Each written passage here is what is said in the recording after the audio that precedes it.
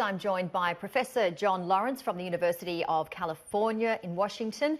Good afternoon, Professor. So, as we just heard, the public hearings are finished after almost 2 weeks, close to around 40 hours worth of testimonies by 12 witnesses. What are some of your key standouts?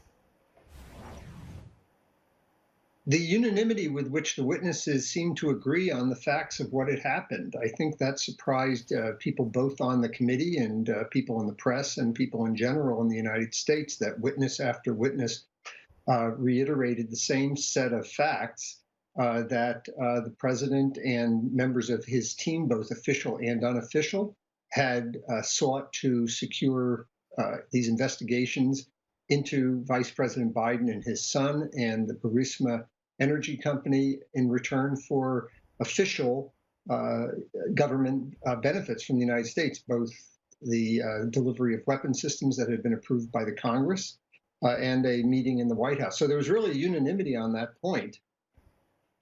Yes, it certainly was. And obviously with these public hearings, millions of people were viewing these testimonies. Professor, how have the public responded to these hearings? Has there been any major changes in the polling at all? There really hasn't. In fact, there's some indication that support for moving ahead with impeachment and removal from office may actually have declined slightly. Although I think it's probably a little early in the polling to be certain about that. I think that it's pretty clear what's happened is that there's been a consolidation into the typical partisan alignments that confront most political issues and personalities in the United States, a fairly even divide. What remains is a slight majority in favor of the impeachment, but probably a majority against removal from office. And I think that's likely to be where you see this moving in the long term between the House vote and then a Senate trial. And Professor, the US President has suggested that he wants to be impeached, claiming he, quote, wants a trial, as the public hearings certainly wrapped up. Throughout the nearly 1 hour phone call that he made with Fox News, Donald Trump denied any wrongdoing in his dealings with Ukraine. What are your thoughts on that? I have advised the president to be very cautious about what he wishes for. He was able to listen to these hours and hours and hours of testimony before the Intelligence Committee by his own aides, his staff, people he had appointed to office, and come away thinking that he had done very well. I don't think anybody felt that he did well. I don't think that anybody felt that coming away that the president had been exonerated of all questionable activity. Many of the Republicans, in fact, that I've seen interviewed have said they didn't like what he did. They thought it was inappropriate. The only question is, does it rise to the level of being impeachable? And while that may not result in his removal from office, I think that both the votes in the House and then a trial in the Senate will enumerate these activities much more explicitly and raise a very key question, and that is, do you think this person should continue in office after next November? That is, would you vote to reelect this guy, knowing what you know now about the way he conducts American national security and foreign policy? So it may not be removed by the Senate, but it may not harbor a very good outlook for him in terms of what American voters decide in November of 2020.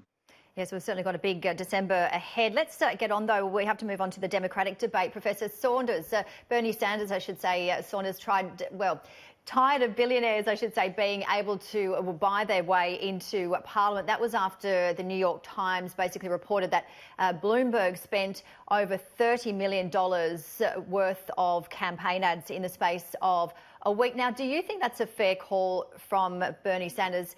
And certainly a quote from him just recently saying that it's the latest example of a rigged political system that we're going to change if they go and make it into the White House? There's a huge amount of bipartisan concern, I think, in the United States about the role of money in politics. Ever since the Citizens United decision in 2010, which really opened up the spigots for special interest money to influence elections by equating money with speech. In this particular case, it's Bloomberg's personal money, which wasn't really affected by Citizens United. But the combination of factors is that I think people on both sides of the political aisle are really disgusted at the hundreds of millions of dollars that are now poured into races. When I started working in Congress, admittedly a number of years ago, it was the unusual congressional race that cost more than a couple of $100,000. Now, any contested congressional race is certainly into the $3, $4, $5 million, sometimes much more. I think Americans are sick of people with a lot of money just buying their way into the political debate, onto the political stage. That's not the way our democratic system is supposed to work, and I think that applies whether it's Bloomberg or Tom Steyer or Donald Trump, for that matter.